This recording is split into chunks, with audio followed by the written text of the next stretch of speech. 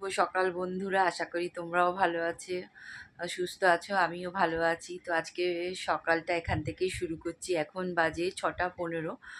আজকে মেয়ের পড়া আছে, তো সেই জন্য একটু তাড়াতাড়ি উঠেছে। এবার আমি সব কাজকর্ম সেরে নিচ্ছি, কারণ ও পড়তে যাবে। স্কুল ছুটি পড়ে গেছে গরমে, সেহেতু স্কুলের কোনো চাপ নেই, কিন্তু বাড়িতে পড়ার আছে, তো ওই জন্যে উঠে পড়েছে। এবার আমিও তাড়াতাড়ি কাজ সেরে নেব। আর যে দরজাটা আমরা দেখিয়েছিলাম না, সেই দরজার কাজটা কমপ্লিট হয়ে গেছে, সেটাও তোমাদেরকে দেখাবো। আমি ঘর দোর ঝেড়ে মানে বিছানা টিছানা ঝেড়ে নিচ্ছি, কারণ কি মানে কালকে কাজ হয়েছে আর বিছানায় প্রচণ্ড ধুলো। কালকে ঘরের কাজ হয়েছে, দেয়ালটা প্লাস্টার হয়েছে, তো ঘর প্রচণ্ড ধুলো ভর্তি। তো সেই জন্য ঘরটা তো ভালো করে গোছাতে হবে, ওই কারণে একটু তাড়াতাড়ি ওঠা। আর মেয়ের তো পড়া আছে, ওই জন্য তাড়াতাড়ি ওঠা। এটা পুরো সুন্দরভাবে প্লাস্টার করে দিয়েছে। খুব বাজেভাবে হয়েছিল, কারণ এই দরজাটা নতুন হয়েছে, যারা আমার ব্লগ দেখো তারা জানো। তো প্লাস্টার হয়নি, মিস্ত্রির সময় পাচ্ছিল না, অল্প কাজ বলে ওরা গা করছিল না, কিন্তু কালকে এসে এই তো করে গেছে পুরো। তো আমার কাজ কমপ্লিট। এবার আমি সব মানে একদম সব কিছু আমার অগোছালো হয়ে আছে। এবার এগুলোকে আমি সব পরিষ্কার, ঘরটা পুরো আমার অগোছালো হয়ে আছে। এবার আমি সব ধীরে ধীরে পরিষ্কার করব, কিছু করার নেই জানো তো। মানে একটা ঘর, নিচে আছে ঘর, কিন্তু ওপরে আমার একটাই ঘর, তো একটু অগোছালো হয়ে আছে, যেন ভাল লাগছে না, কিন্তু কিছু করার নেই, এগুলো করতেই তো হবে বলো। ফ্রেশ হয়ে চলে এসেছে, এবার বইটা গোছাচ্ছে। একদম দেরি করে উঠবে। দেখ, গুড মর্নিং বল সবাইকে, জোরে বল। হ্যাঁ, তো একদম এবার বইটই গুছিয়ে এবার যাবে পড়তে, কারণ বই গোছানো এখনো হয়নি। আছে যে কিছু বলার নেই, প্রচণ্ড রোদ্দুর লাগছে। আর এই যে দরজাটা হয়েছিল, সেই দরজাটা কিন্তু আমার কমপ্লিট হয়ে গেছে। খুব ভীষণ অগোছালো ছিল আমার ওপরটা, তো দরজাটা এখন কমপ্লিট হয়ে গেছে। এবারে আর মানে নোংরা নেই, ঠিক আছে। দরজাটা ভীষণ অগোছালো মানে হয়েছিল। আর ও পড়তে যাচ্ছে, মনটা তুই দিয়ে এটা খোল দরজা। তো বল সবাইকে গুড মর্নিং। আর ও যাচ্ছে পড়তে। আর এক ব্যাগটা রেখে একবার আসবি, ঠিক আছে, নিচে আমার কাছে একবার আসবি। হ্যাঁ, এদিকে দরজাটা আমি খুলতে পারছিলাম না, ওকে বললাম দরজাটা খুলে দে, ও খুলে দিয়ে আর টাট্টা টাট্টা করে নেমে যাচ্ছে। দেখো, একদম একটু কথাও বলে না সকালবেলা আমার সাথে।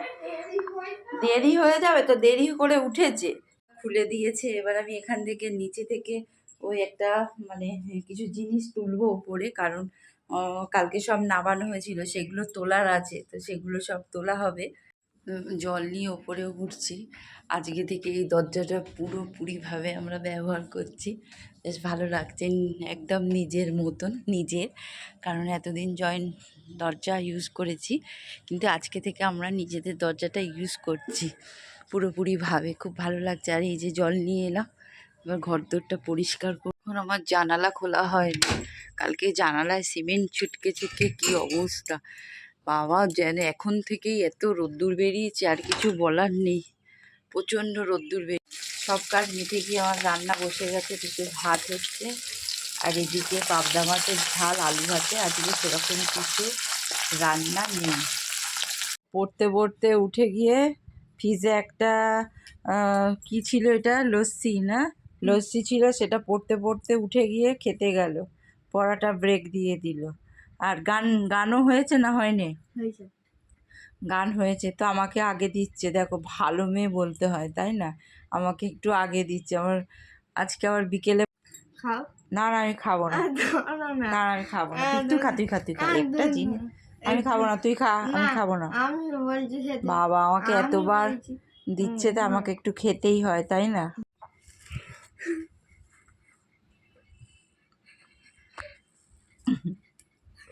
না একটু খাই, তুই দিলে আমি খাবো। তো দেখো, আগে যখন ও ছোট ছিল, একটা গল্প বলি বন্ধুরা। ও যখন ছোট ছিল, তখন ওই বছর 3 বয়স, ঠিক আছে। ও ঘুম থেকে উঠে পড়তো ঠিক 3:30 পৌনে 4টে নাগাদ। উঠে আর ওই জানলার ওই ওপরটায় ওখানটায় বসবে। আর তোমার ওকে একটা কিছু দিতে হবে, কি দেব, ওই নয় ফুটি নয় জুস, ওই রকম একটা মানে পাইপে করে যেরকম এইরকম একটা লস্যি এরকম দিলে আমার বসে বসে খাবে। তাই আজকে আমার মনে পড়ে গেল ওর ছোটোবেলাকার কথাটা। এটা হয়েছিল এই দরজার সামনে, এটাই একদম মানে শুকিয়ে গেছিলো, এটা একটু জল দিয়ে দিলাম। এখন প্রায় 4:30 বাজে আর আমি বেরাচ্ছি মেয়েকে নিয়ে, মানে ওর পড়া আছে। এখন 4:30 মতন বাজে, তো ওখানে একটু জল ছিল, জল দিলাম, আর নিচে নেবে জল দিচ্ছি না, বোতলেই জলটাই দিয়েছি। আর এখন 4:30 বাজে, মেয়েকে নিয়ে আমি এবার বেরাবো। মেয়ের পড়া আছে 5টা থেকে পড়া, আর 4:30 মতন হয়ে গেল, আর ওই ডাকছে মাম্মাম বলে। আর বেরাচ্ছি, হ্যাঁ যাই মা যাই, আজকে একটু দেরি হয়ে গেল, তো বেরাচ্ছি এখন মেয়েকে নিয়ে। দেখো ওর বুদ্ধিটা কত ভালো, ওর ডিপ ফ্রিজে এর মধ্যে জল ভরে ডিপ ফ্রিজে দিয়ে আর এটাকে পুরো বরফ করে ফেলেছে। ঠিক আছে, এটা পুরো বরফ হয়ে আছে ডিপ ফ্রিজে। এটা আমার মানে ভাইয়ের ছেলে, ঠিক আছে, পুরো ডিপ ফ্রিজে দিয়ে, আর ওটা ওর আন্টি এসেছে বসে আছে, আন্টিকে দেখাচ্ছে, এটা পুরো বরফ করেও মালা পরে বসে আছে। এটা একটা পাইপ, এর মধ্যে জল দিয়ে আর ডিপ ফ্রিজে ঢুকিয়েছে, আমাকে দিচ্ছে, আমি বুঝতে পারছি না। আর এটা পুরো একদম বরফ হয়ে গেছে। নাও ধরো, গরমের জল পড়বে বাবু, ঠামি এক্ষুনি বকবে, ঠামি বকবে এক্ষুনি, ঠামি এক্ষুনি বকবে। এ বাবা, বরফ, দেখি দেখি বরফটা দে আমার হাতে। দেখো এটা একটা বরফের কুচি, দেখ ওর বুদ্ধি দেখ শোনা। হ্যাঁ, পুরো বরফটা হয়ে আছে, এটা খোলা যাচ্ছে, দেখো পুরো বরফ হয়ে গেছে। হ্যাঁ পুরো বরফ, মাথায় কি বুদ্ধি। মেয়েকে পড়িয়ে থেকে নিয়ে চলে এসেছি, এবারে রাতে রান্না করব। তো আজকে মেয়ে ভাত খাবে আর আমরা রুটি করব, আর ভাবছি ঢ্যাঁড়স ভাজা করব, ঢ্যাঁড়স আলু ভাজা করব। তো দাদা একটু বেরিয়ে গেল, আর মেয়েও সামনে রবীন্দ্র জয়ন্তী আছে, ওই জন্য ওর একটা রিহার্সাল আছে, সেই জন্যও গেল। এবার আমি রাতের রান্নাটা করব। কি রান্না করব বললাম তো, ফ্রিজ খুলেছি, তো আলু তো বের করেছি, ঢ্যাঁড়স করব কি বরবটি করব সেটা ভাবতে পারছি না। তো ভাবছি ঢ্যাঁড়সই করি, ঢ্যাঁড়স আলু ভাজাই করব। স্কুলে দেখছি ঢ্যাঁড়স আছে, বরবটি আছে, তো ভাবছি বরবটি করব না, ঢ্যাঁড়সই করি, ঢ্যাঁড়স আলু ভাজা, রুটি, এই আজকে রাতের মেনু।